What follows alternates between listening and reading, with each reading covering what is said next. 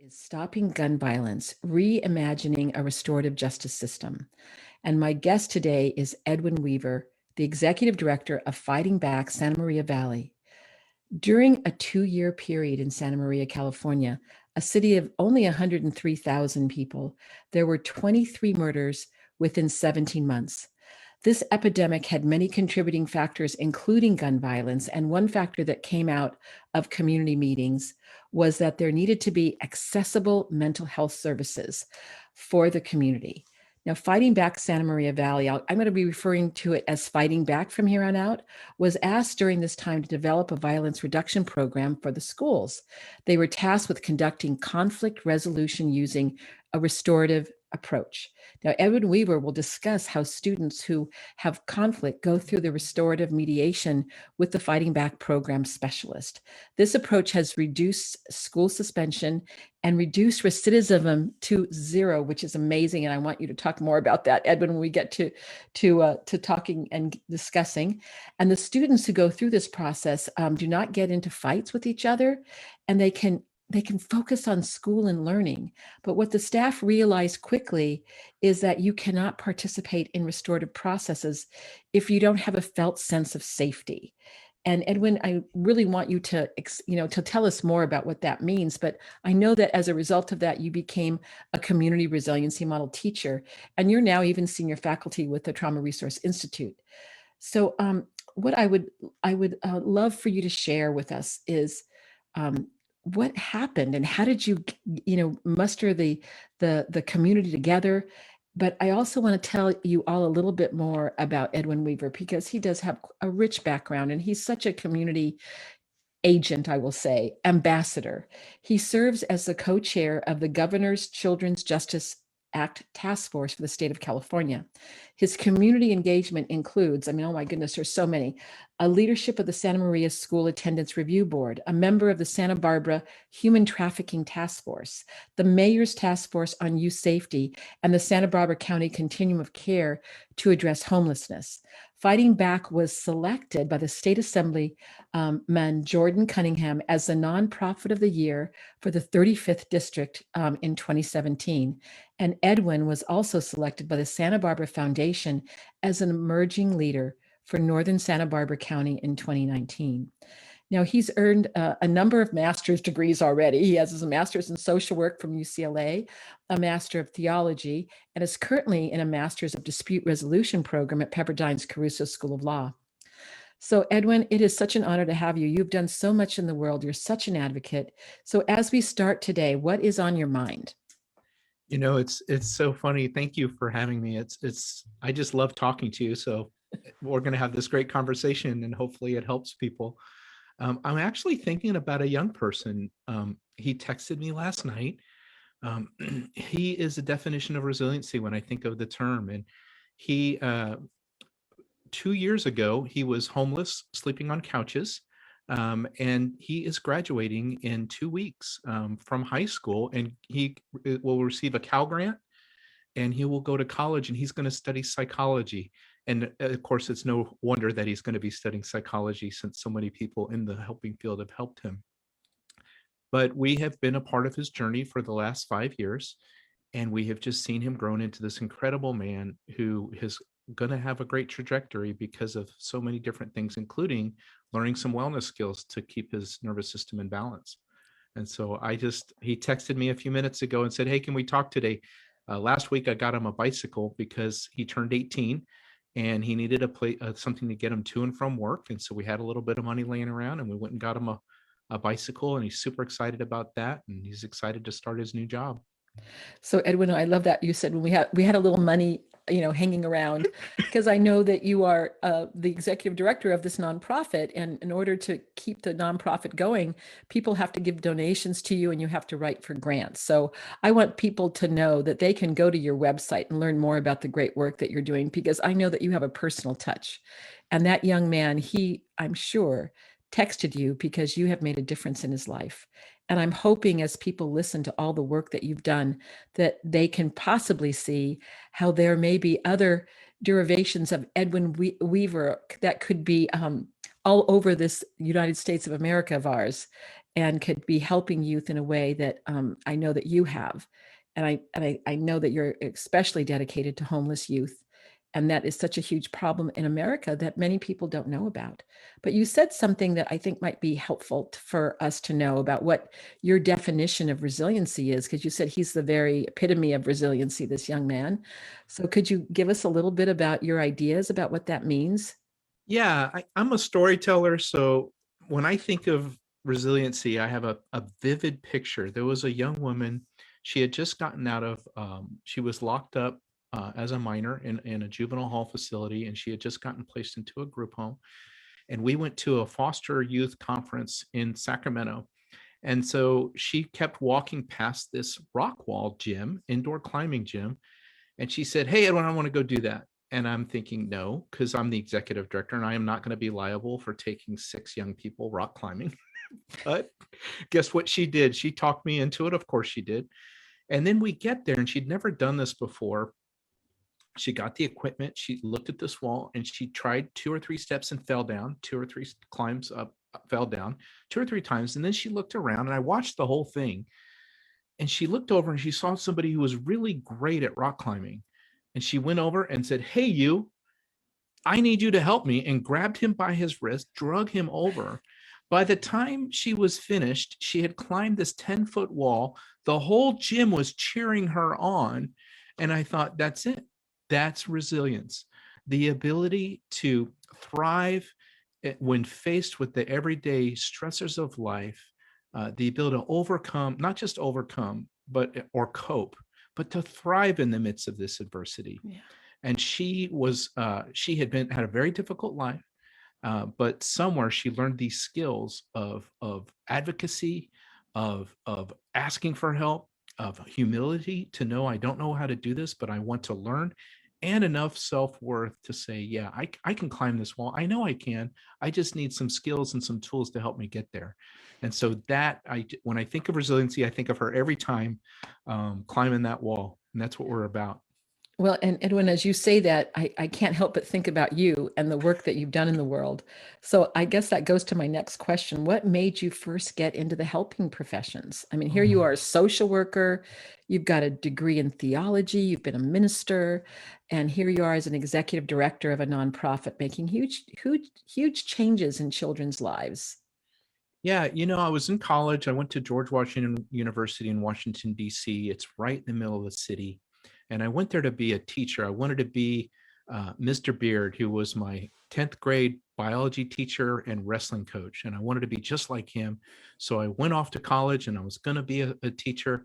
And GW was really smart. They made you start teaching right away to see if you would like it. And so I got asked to teach a unit of genetics at the School Without Walls, the high school. And I was teaching Mendelian square, which you still remember. And all of a sudden there was a young man who was missing. And I go, "Well, where is he today? How come he's not here?" And they said, "Oh, he got arrested." And I said, "He got arrested? That doesn't make any sense. This was a good student, a nice young man." So I come to find out he had borrowed a gun from a friend of his because he was afraid that between the buses and the subway and the walk to school that he was going to get jumped. And so he had borrowed a gun. A Metro police officer saw it and arrested him. So when I went and talked to his grandmother later and found out that story, I thought, Mendelian squares are interesting. But the real question is, what can we do? And at first, it's a problem that this young man feels like I can't walk to school safely. But more importantly, what can we do as human beings to help somebody like him so that that never happens again? So I switched degrees to psychology, and I started working at one of the first homeless shelters in the city of Washington, D.C., called the Community of Hope. And I met a social worker there, Deanna Durham, who's a professor in Harrisonburg, and she became my role model. I wanted to be like her when I grew up. Oh, I've never heard that story, Edwin. That is so inspiring. Did you ever find out what happened to the young man? No, I really didn't. I was 18, 19 You were years just a young old. kid yourself. I was barely, yeah. Yeah, Well, when I can remember the day I went to this housing project to volunteer for this group, and I went to the Boys and Girls Club, and I was completely out of my cultural norm element, everything, but I knew I felt like home at the same time. And I've always loved working with people who are underrepresented and underserved. It just seems to Well, be when something you that I and when love you to do. and when you talk about this young man, how inspiring it is that he inspired you, and you're helping so many children. Yeah. When we think about, one person's life and how it changes the trajectory of our own lives, that we have no idea that this is going to happen to us. Yeah. So thank you for sharing that story. So, I know that part of this too was when you came to California, you worked for Child Protective Services. And why did you decide to go from Child Protective Services to a nonprofit organization? What was that pathway for you? And Yeah, I think two things happened. I'd been the supervisor of the assessments investigations unit at Child Welfare Services, which is our CPS. And so that's the group of people who, when you call and report child abuse, they're the people who go out and try to figure out what's happening. And we were doing 1,500 investigations a year, and between the 7 social workers. And one of the social workers called me one day and said, "Hey, can you come out? I want you to see what's going on." And I encouraged them to do that because I got stuck behind my desk too often. And when I walked up on the scene, there were 3 boys who were, one had a broken arm, and the other 2 were in a bad way. The dad was handcuffed and he was sitting on the porch, and the mom was handcuffed and she was sitting on the curb. And the house was just abhorrent. And I remember talking to them and hearing their story. And so dad told me, when I turned 10 years old, my dad offered me my first beer, and we would drink and work on cars. And I just loved doing that. And then now I'm an alcoholic. And mom said, when I became a woman biologically, my mom, for that occasion, gave me my first methamphetamines. We smoked together as women. And I remember thinking in my heart that this is too late. Child welfare has a very child CPS is a very important job to keep children safe, but it's reacting to the problem after the problem has occurred. And I'm much more interested in trying to figure out how to find that 10-year-old boy and how to find that 13-year-old girl, and tell them that they are fearfully and wonderfully made, that they have the ability to be resilient in face of adversity, and to support the parents in that moment too, to say, you don't have to repeat the trauma and the things that happened to you. You can create a different life for your child. And so that's why I made the switch, so that Fighting Back is a prevention organization. We are very much in the prevention business, and we allow and support law enforcement and child protective services and others to react to the traumas that are occurring to keep our kids safe. well, I'm wondering, as you were working in Santa Maria and knowing that in northern Santa Barbara County, we talk about this a lot. There's a southern Santa Barbara County and there's northern Santa Barbara County, and our listeners may know that many of the very famous and important people on the planet live in southern Santa Barbara County, like Oprah, like Prince Harry, Your and there's favorite, Barbara Streisand. and Barbara Streisand. Does she live there too? Oh my gosh. Anyway, yes, I do like Barbara Streisand a lot. Um, and not to say that they all do very important things in the world to bring light to the oppressions that have happened in the world. But I just always think it's such an interesting dichotomy that here you are just 40 miles away, and there is this you've had so much suffering in that part of the world. And so I know that there was this period of time a few years back where there were so many murders in your part of the world, and that's, I think, what inspired people to come to you and say, we need to do something differently. Could you illuminate what was happening in the county at that time, and So how did you respond? yeah, no, great. So it really wasn't the county; it was the city of Santa Maria. So Santa Barbara County has the second highest poverty rate in the state of California. We have a school district here with 17,000 students that has the third highest homeless student population in the state of California. Um, and we face these challenges daily. I live here in the city with my wife and 3 kids, and we are trying to thrive. Well, during this window, all of a sudden we had these rash of murders. And so where normally the FBI rate of homicides for a city of 100,000 is about 3 or 4, kind of vacillates between the two numbers. We had this huge spike. And so many people got together talking about what can we do. And what kept coming up is we need more mental health services. And I realized they didn't mean for our pervasive and prevalent mental health conditions like schizophrenia or bipolar disorder that can be treated through through medication and intensive therapy. But they're talking about depression, anxiety, and many of the things that people are self-medicating with for those symptoms, and specifically young people. And so I can remember one situation. We had gotten called out to a fight at a junior high school, and there were 40 young people fighting on the playground. And junior high people are big. They come in all sizes. They come 80 pounds soaking wet, and they come 220, and everything in between. And we were asked to do a restorative approach. And for those of you who don't know restorative approach, it's a way of resolving conflict that is built on the basis of many indigenous communities. And we're very thankful for the work that they do. So instead of a colonial approach, which is punitive, you did something against the state and therefore need to be punished, it really looks at the relationships that are involved in how to restore those. And so we asked 3 questions. What harm was done? What have I done to contribute to the harm? And what do I need to do to make it right? But what's interesting, and what I found out to be true, is you have to have empathy, and you have to have your nervous system online in order to participate in that process. So I had just been to a trauma-informed training and learned about ACEs, adverse childhood experiences, and the 10 questions that people asked to do that. And I was doing a pre-interview of a 12-year-old girl who had been in the fight. And I realized as she was talking that her score was 7.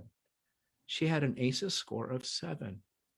So now, looking back, it was no surprise when we got together in the circle, she was not able to participate. In fact, we ended up almost coming to blows in that circle because her nervous system became activated.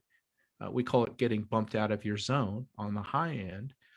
She had a flight response at first, but there was no place to go. So she became very combative, a fight response. And she could have froze, right? Those are the 3 big ways we respond. I didn't know what was I had no clue what was happening. I was so confused. And then about 3 months later, I met a wonderful person from Trauma Resource Institute called Jennifer Burton, and started to explain to me what I was witnessing. And I'm like, oh my goodness, this explains why this normal process of resolving conflict that has generations of historical evidence that it works wasn't working in this situation, because she was unable to feel safe. And because she didn't have a felt sense of safety in that moment, she couldn't have empathy and say, what did I contribute and what do I need to do to make it right? Instead, she needed to defend herself, or she needed to get out of there. Can I just add, I think the important thing, this is so important what you're saying, because I think this is where we have so many punitive approaches without understanding the neuroscience, the biology of what happens to us.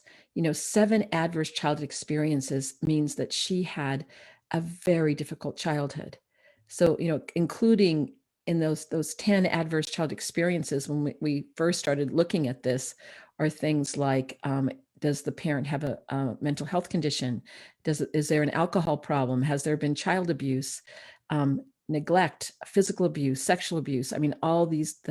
She had her dad was in prison, right? That's another one. If a parent is in prison, so here this child had 7 out of 10. Yeah. And so then we have an expectation that this is not going to impact this child, and that there's a physiological response that happens that can send us into that flight, fight, freeze response. Yeah. And that if we don't look at it through this lens, then we're not going to be able to craft interventions that are going to be the most potent to help change the trajectory of that child's life. And so when we talk, and that that I helped to develop the community resiliency model, is that What is it about this nervous system regulation that you're talking about that became important to you when you started helping these children think about restorative justice? Well, I think the first thing was a shift in my own perspective and trying to teach that to the principals and the teachers and the security guards and everybody, all the other adults, because it explains so much. Before I was trained in this model, I would have said she's a bad kid, and I would have said, "What's wrong with you? Why are you being so bad? Why are you being so disobedient? And we need to punish you." Then I started learning more about trauma, and I'm asking the question, what happened to you? What horrible things have happened to you to make you like this? And so I have empathy, which is important for her, and to try to have a little bit of perspective of maybe what are the contributing factors. But what you and Tri taught me at Trauma Resource Institute is ask that third most important question, which is, what is right with you? What is working? What are your strengths? What are the things that help you overcome and have helped you in the past that we can tap into, and then you can use when you're faced with these challenges, like a rock wall or somebody looking at you bad, or you walking in realizing somebody had taken something out of your bag, right? And so those steps are hugely important. And at Fighting Back Santa Maria Valley, we've had the opportunity this year that we trained all of our uh, probation staff that worked with youth who are that are locked up in the hall or at camp. We taught them these skills, and you should see the response. It's really amazing, because first, it helps them as probation officers to be in their best self at all times when dealing with these adverse, challenging young people, right? So they need to be in their best self at all times as much as they can. So they use the skills for self-care, but then they can look at the young people and go, oh, okay, this is what's happening, and respond with a help now skill or another skill that is an emergency skill to help them regulate, and then follow that up with a conversation. Hey, this is your nervous system. This is what I noticed was happening. Do you want to learn more? And many young people that I have met and worked with, they are desperate to get some control of their nervous system. They really feel unsafe when they're out of their resilient zone, and they welcome the conversation because they want to know what's happening in their body, and they want to have control and agency over their body to make choices, so that when faced with difficulties, they have a choice Yeah. what to pay attention to and what to really notice, and then what to, as you say, water, so the flowers will grow, right? Yeah, you do And hear me say so, that. and I just think that so many times as a society, we look at behaviors and we say, oh, they're this, and this, instead of really going, what has happened to them, and what is right with them, and what can we build on. Recently I was talking to a person who works with youth in North Carolina, and he was telling me that he really wants to change the semantics from rather at-risk youth to at-opportunity youth. And I love that shift, because I think if we looked at what is the opportunity to help that child identify what strengths that child has, and also to try to see if there are things that are missing. And I think that's what I've heard you do with Fighting Back Santa Maria, including what you started with in terms of getting a bike for that kid, because that was missing for him to be able to get around, and how that might make a difference for him. Opportunity youth has been adopted by the state of California. It's the I standard. love it. I So our love that. governor has made that a rule. That we have to let people know what we mean, because we're transitioning from when we're changing language. But yes, Yeah. the young woman who climbed that wall is an opportunity youth. She has a lot of skills that we all need. We need her to have those skills, and we need her to contribute to society in a positive way, and she's on her way to do that. Well, so Edwin, I am just so inspired by your work, and we're going to take a short break. And when we come back, I know that you will share with our listeners some more details about how would a person who's listening, who's also worried about their community, what would they need to do? What's the lumber that they need to create what you've done in Santa Maria? Because you have done something and you continue to do it. So we will be back in a few moments, and we will hear more from Edwin Weaver as he illuminates us in how we can help the youth of our community and give us some really concrete examples of, for example, I know you're on the governor's task force. So did that inspire you? Did you not only be able to contribute, but you learned from others? So I know that, as they say, it takes a village. So we will be back in just a couple of minutes, and we will continue our discussion with one of my favorite people, Edwin Weaver. All clear. Great first segment. Just a moment while we save this one. Great.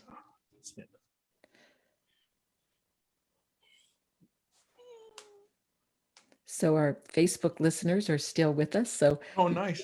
Yeah, Edwin's taking a nice stretch. Are they seeing just you or both of us?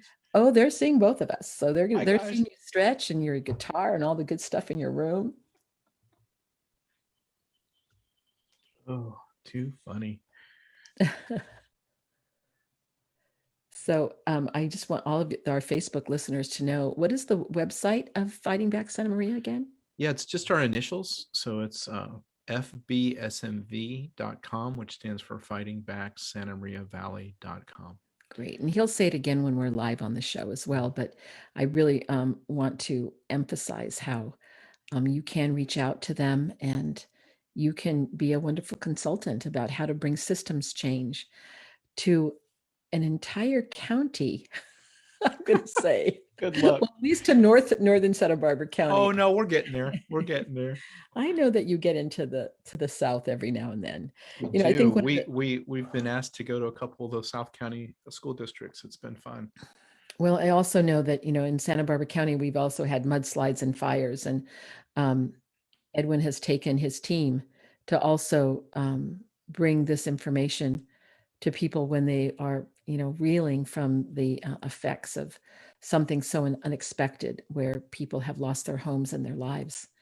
So it's not only that the work that Edwin does with children, but it's the work that he does with others as well. So where are you Facebook Living from? Which page? Resiliency Within. Oh, okay. I'm there and I don't see it, so I don't know how it works. I don't know Facebook very well. Well, it says that it's live, so we'll get you there. We'll get you there. Okay. Right. We are all set for the second segment. If you're okay, great. Perfect. I'll count you in now. In 5, 4, 3, 2. Welcome back. I'm here with Edwin Weaver from Fighting Back Santa Maria Valley, and he has been talking to us about the work he's been doing with youth and the wider community. So, Edwin, I wanted to maybe come back to what we were talking about, the biology, and how the learning about the biology of the nervous system has changed the children. I was thinking about when you were talking about that young woman, that she was really operating from her, what we call the survival brain, the lower parts of the brain. And the lower parts of the brain don't respond really well to language.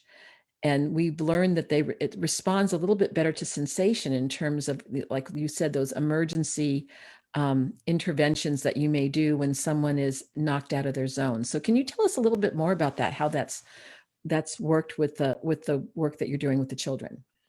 Yeah, I think it's interesting. I'm a bit of a skeptic with everything. And so I can remember the first training that I went to, there was a trainer there from the Trauma Resource Institute. Her name is Jennifer Burton.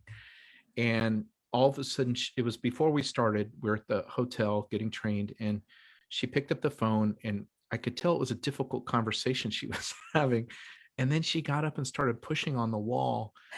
And I thought, what is wrong with this woman? She's a crazy person. That was my own, authentic reaction. But then when I learned the skills, right, and started using them, so for me, there's two skills in particular, which the basis of all community resilience model is tracking, which is basically paying attention or noticing what's going on the inside, or the sensations that your body are taking. I started tracking, and then I started resourcing, which is something that gives me hope, joy, peace, place, or a sense of calm, and it can be real or imagined. When I started doing those two skills together, I noticed a felt sense in my own journey. And what's funny, you wouldn't know this from me from my 20s or 30s, but people now describe me as a calm person, as a person who doesn't get rattled very much. And it really is the skills. I mean, my wife has noticed. She says I'm a better dad and I'm a better husband. I do a better job of listening to her. I don't respond reactionary.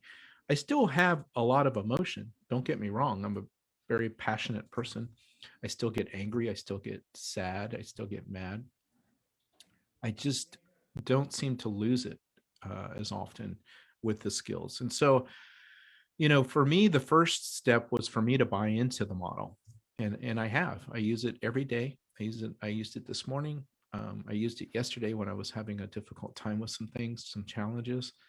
So that's the first step, is practicing the skills, because I think there's authenticity to that. And so really learning the skills in such a way that we practice them ourselves, I think, is the first step that I had when it comes to understanding and working with the young people. Well, and I think, Edward, too, as you say that, because, we've known each other for quite a while now. Yeah. One of the things I appreciate about you is you are very passionate, but you also have a humbleness that you also can demonstrate to others. And that is that your own lived experience at times where you have, let's say, lost it or gone into that high zone, and that your wife even says now that, oh my goodness, you're calmer now, and people notice something differently.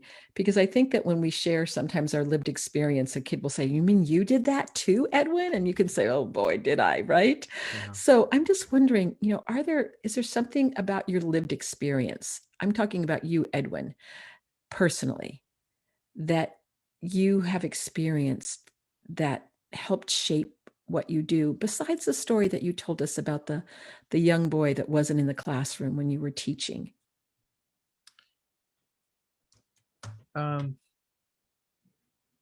Yeah, two things. So when I was growing up, my parents were depression babies, right? My dad, you're gonna laugh, those of you who are listening, because you're gonna say, really? My dad was born in 1917. He was 48 when I was born, so you can do the math.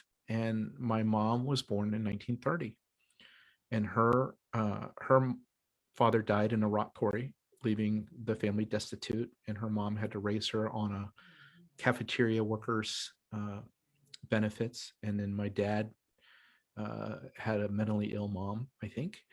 And so they weren't around much. Their love language was provision. They provided very well for me and my siblings. They worked really, really hard at their business. They made sure that we wanted for nothing, but they weren't around. So I was a lonely kid.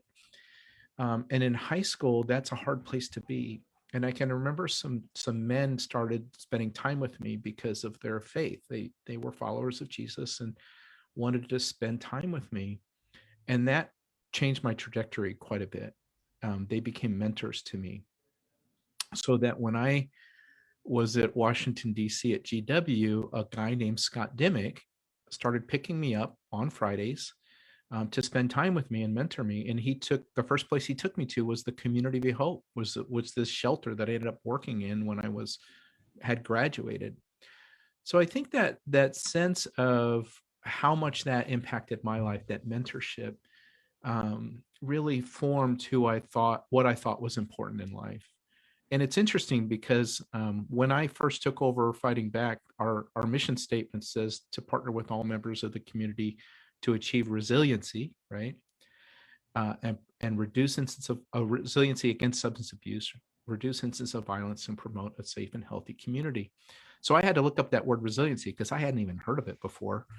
And I landed on the Harvard Institute for the Child, I think it is, website, and I clicked on a video. And the video I clicked on, I still have it. I've downloaded it. And it says that the number one thing that we have found in the resilient child, that is the child that, despite all the circumstances, makes it, despite all the barriers to life, they make it, right? Is that they have one person and one adult who is a positive role model or has unconditional positive regard. I say loves them, right?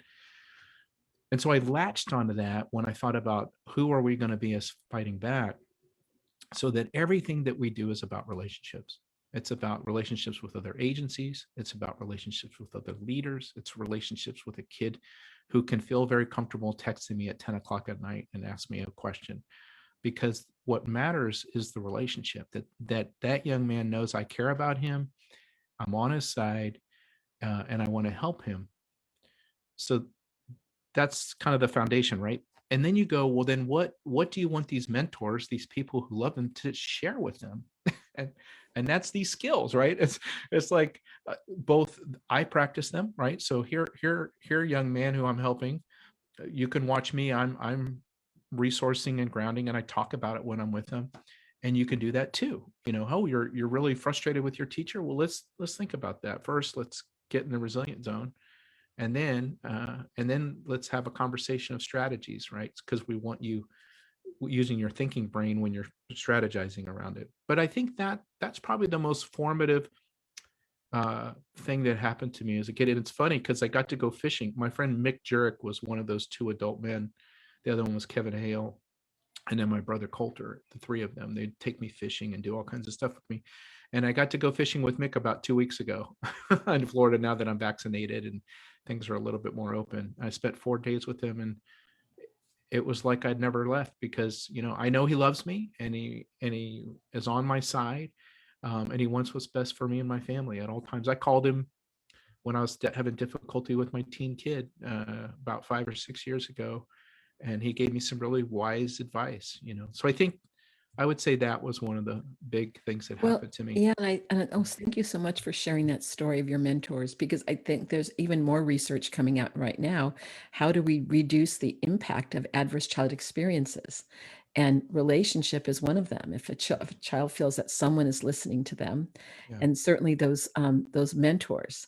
And I've certainly heard that all over the world, where someone will say to me, well, what really helped me get through was a grandmother or a mentor, like you're stating. Sometimes people outside of the family. So those of you that are listening, are you thinking about maybe that one kid that you've been worried about? Or maybe your child has told you about somebody that they're concerned about. How could you possibly be that individual, or connect that child to individuals that can be there for that child, that could change the trajectory of their life? I always go ahead. Yes. Yeah, I'm thinking of, it's interesting how we've been spreading this model all over the county. And one of the first groups I met with were the security at the high school, and so you may not know, the security staff at the high school aren't police officers.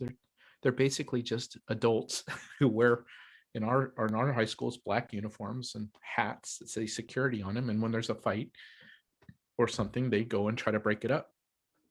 And so I remember one of them, a guy named John, he's at one of our alternative high schools. Everybody knows John, and everybody knows they can go talk to John. John is a mentor to hundreds of kids every day, and he loves the community resilience model. So he probably won't listen to this. This is a little bit outside of his box, listen to a radio show or a podcast, but he said when we're doing resourcing, he couldn't think of anything, and then we really worked on it. And so he realized that fishing on his cabin lake was his resource. And so every time he sees me, you can't see me, audience, but he holds his hand up and does a little reel like he's fishing. Every time I see him, John just goes, "Hey, Edwin," and then he does this, and I'm like, okay. And then I hold my hands up and to make the resilient zone, and he goes, "Yep." He gives me a thumb up that he's in his zone because he's fishing. So, that's I a love stressful that integration Yeah.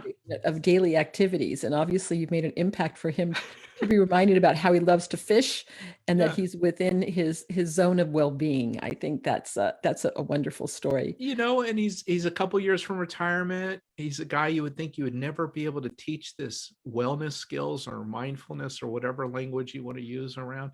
And he was so open to it because it's a biological model. Everybody has a nervous system, and he knows that. And it works. And he tried it, and it worked. And now he teaches it to the kids on campus. And when he approaches young people who are agitated or outside of their zone before, the fists start flying, which is the whole point, he can redirect using the help now skills or another skill because he's talked to them about it. And the whole campus understands the model. And so they use it every day. And so it really is reducing violence on campus, and then our hope is that translates to the streets as well. Well, and I think that you've done something that is really important, and that's a systemic approach to Yeah. well-being. And here we started talking about what you were tasked to do was to bring in restorative practices, but it also was about mental health. Right. And what you're telling me about is, as a security guard, he's not a trained therapist like you and I are. He is a security guard that has an important job on the campus. And I call those the natural leaders of communities that can also be change agents and to help not only cultivate their own well-being, but those in others. Yeah. So can you talk a little bit more about how you've specifically done that within the county and the Yeah, city? sure. It's a long slog. I think you have a slide in your training where it talks about tipping points, and so I don't think we're there yet. We're very, very close. But so first off, no, those of you who are listening and are thinking about community work, is that it does take time, and there's a lot of plateaus and a lot of setbacks. But just keep at it. It will happen. Um, So the first thing that we did is I would start teaching and training at any opportunity that I have. And so I taught in classrooms. I've taught in um, professional development situations for teachers, and really start getting out there and honing my craft of presenting and training. And so that means I can do it in 30 minutes, and I can do it in a 2-day or a whole week. Having when somebody says, yes, we want to learn this, and they are an ag company talking to their managers, they're not going to set aside 4 hours for you. So you got to give them something good right away that they can get a felt sense. An ag company, is that an agricultural company? Yeah, we grow a lot Okay. of strawberries in Santa Maria. All right. I Sorry. just wanted to, I kind of had a hunch that's what it was, but I Yeah, wanted to we make do sure. a lot of agriculture. We grow strawberries for the whole world. And so when you're talking to a business, it's just going to be different. So adjust and be flexible and take advantage of every opportunity that you have, and then find your champions. I knew we were winning when I went to I went to my son's high school and met with his academic counselor, and I saw the help now skills on his cubicle and the resilient zone on the other side of his cubicle. And I had trained him, but you never know what people do with that training. The fact that it's in my son's school academic counselor's cubicle, I knew, okay. And I said, do you use this? He goes, I use it every day. He goes, I don't even have to tell you. He said, listen to this story. And this is when you know you're doing community work, when you can replicate and get exponential growth. And this is what happened. So this young girl who was in a group home because she was in foster care, that had been identified, and she got taught the community resilience model because she had a lot of anxiety. Especially, she would run from the school. She would literally get up from her class and just take off, and nobody would know where she was for half a day or so. So she started to use the model, and really her attendance and her everything started working. But then she came and told this counselor the story that she had a friend who had math test anxiety. She had test anxiety, and she taught her the skills of grounding. So they both turned on the iChill app, and they listened to Elaine walk them through the grounding process right before their test, and they both got A's on their quiz. And I thought, oh my goodness. So we went from Edwin teaching a school counselor, the school counselor taught the student, and then the student taught the other student. None of them had to wait in line. None of them had to sit on an access line, which is how we get our mental health in our county, for 4 hours. Nobody had to get Medi-Cal approved eligibility or go through the screening process and wait in a waiting room. A person helped another person with their mental health. And that's what we need in this country more than anything, is that you called it the democratization of mental health. And that's what's happening with the community resiliency model, is that it's accessible to all of us, and we can see it. And so the other day, I was listening to a therapist talk, and she was talking about the community resiliency model, and I've never met her before. And I thought, that's exactly what we need. I need to have happen. I shouldn't be the one talking to them about it.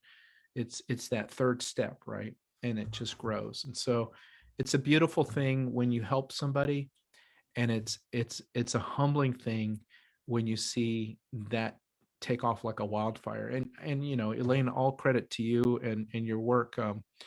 You weren't too sure about me probably when you first met me, but you hung in there with me and gave me But a you kept chance. on leaving the training and go, I that guy's know one busy guy. I'm a We're little gonna have bit to we're busy. gonna have to tie him to the chair, which I would never do, of course. And so unfortunately I do have a lot of obligations, but yeah, you guys hung in there with me, and you've provided me a lot of wonderful opportunities with your trainings outside of my community. But it is fascinating to think of this model that you found on the shoulders of others and encapsulated into a workable model that we could all understand, and then watching it grow. And so, yeah, there are kids teaching kids all over my county.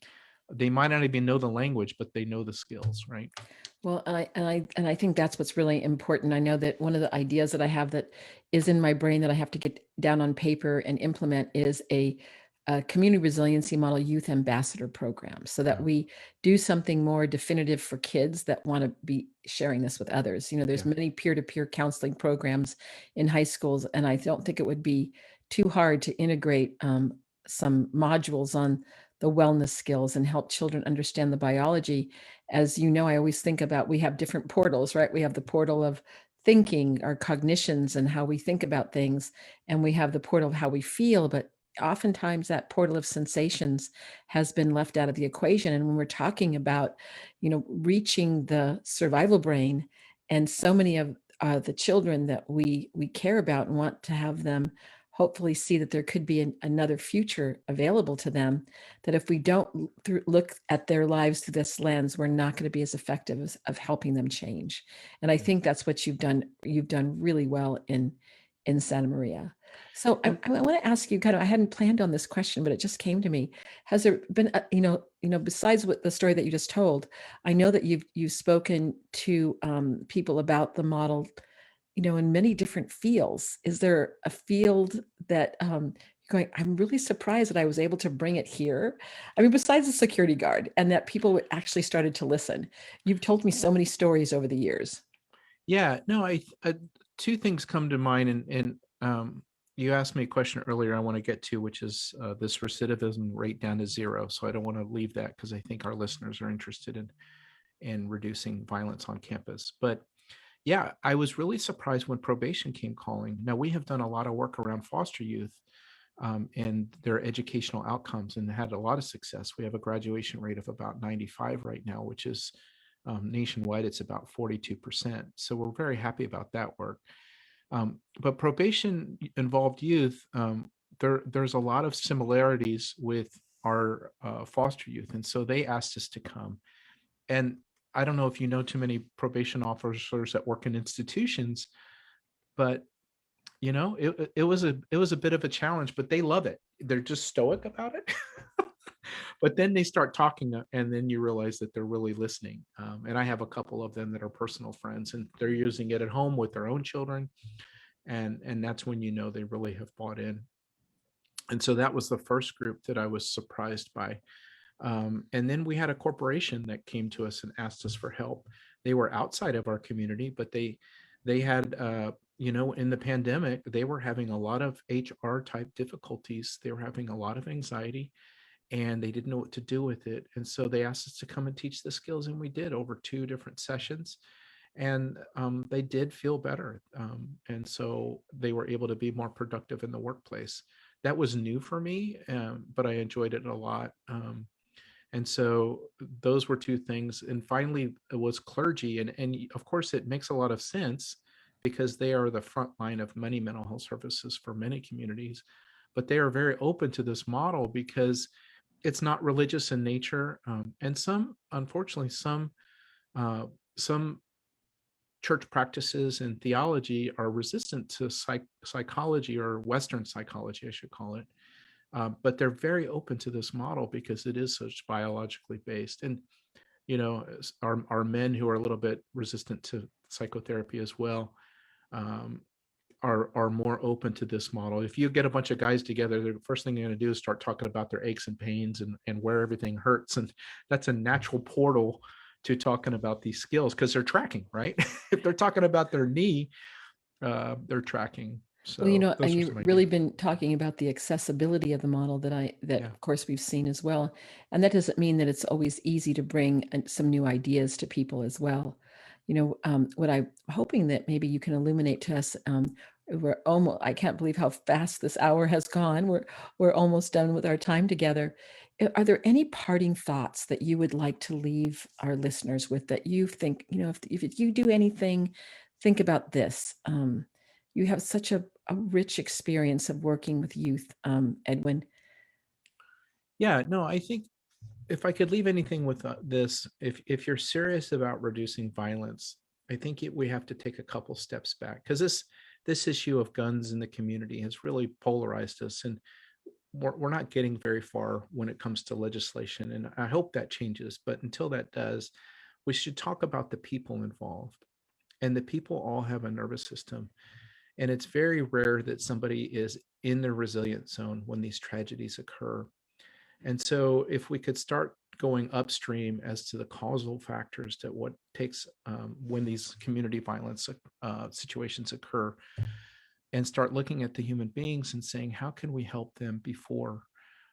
And what systems can we put in place that can help them before? And that's what we're trying to do, so that every fight that occurs on campus, there is an intervention. Community resilience model is part of that intervention, as well as the restorative approach, so that people have skills to regulate themselves when they do get angry, or they get offended, or they feel like they're being bullied. And then they can address it when they're in their best self. So I think understanding that it is a people problem, and that we need to help people be their best selves is part of the solution. And so that includes a model like the community resilience model, which is very effective. And so one of the things that I kind of want to underscore is that sometimes people say, well, you know, maybe these are just wellness skills for a person. But what you've been illustrating is that the work that you've been doing with restorative justice and with the community resiliency model, yes, it does impact an individual, but then that individual impacts a family and a community.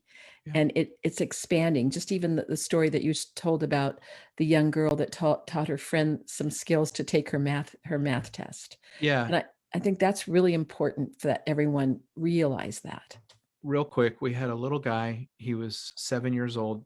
He learned the skills, and he took them home, and then he came back and told everybody about how it changed his family and his daily practice. 7 years old, Elaine. My And goodness. he was having such a hard time when Yeah. we met him. And so you're right, it helps an older person like myself, it helps little kids, it helps everybody in between. And what's great about this work is it's good news. And with any kind of good news, the first thing people want to do is share it with somebody else. And so that is community work, right? That is So community we take this good news that you have a nervous system, you can pay attention to the things that uplift you, and focus in on those. And when we do that, we can be in our resilient zone, and we can address these adversities and these things, challenges of everyday life. And there's hope for us all. So, Edwin, I would just like everyone to know, in case they would want to get a hold of you, because maybe when they want to replicate what you've done in Santa Maria and their community, how do people get a hold of you? Can you let us know about your website? Sure. They can reach us at FBSMV.com. That's FBSMV, which is Fighting Back Santa Maria Valley.com. And we are on Facebook and Instagram, Snapchat, TikTok, The whole and thing. Twitter, So, everybody, Edwin, everywhere. Edwin, thank you so much for coming today. You always inspire me. And as we're getting ready to leave today, I want to remind all of our listeners, remember what else is true in your life. Remember what else maybe you can do to contribute to your community, to a child, to the things that are important to you. And I look forward to having you come and join us next week, where we will have two lovely young women who've started a new nonprofit called Breaking Code Silence. And they'll talk about institutional child abuse and how to unwrap that, that institution that sometimes can be problematic. So until we meet again, what else is true in your life? All clear. Great job today, everyone. Thank you so much, Andrew. Yeah, Thank it you was a so much pleasure for your working with you support. two. pleasure working with you too. You take care and have a great weekend. I'll see you next time. Thank you. Thank you, everybody. All right. And Edwin, we're still on Facebook. Is there anything more you want to say before we say goodbye to each other today? Yeah, I do. Please know we want to help you. Whatever you're trying to accomplish, I'm sure if you're listening, it is wonderful and worthy of our time. So don't hesitate to send me an email or find me another way and send me a message, because I really want to encourage the work that you're doing. And if there's anything that we can do to help you, we will. We're here to serve the community, and by that we mean the greater community, not just Santa Maria. So give us a shout out, and we'll see what we can do to partner with you and all the good work that you're doing. So thank you very much, our Facebook Live listeners, and we will see you next time. Thank you so much. So Edwin, thank you again for being with us today. And I know we'll have to see each other soon, I hope.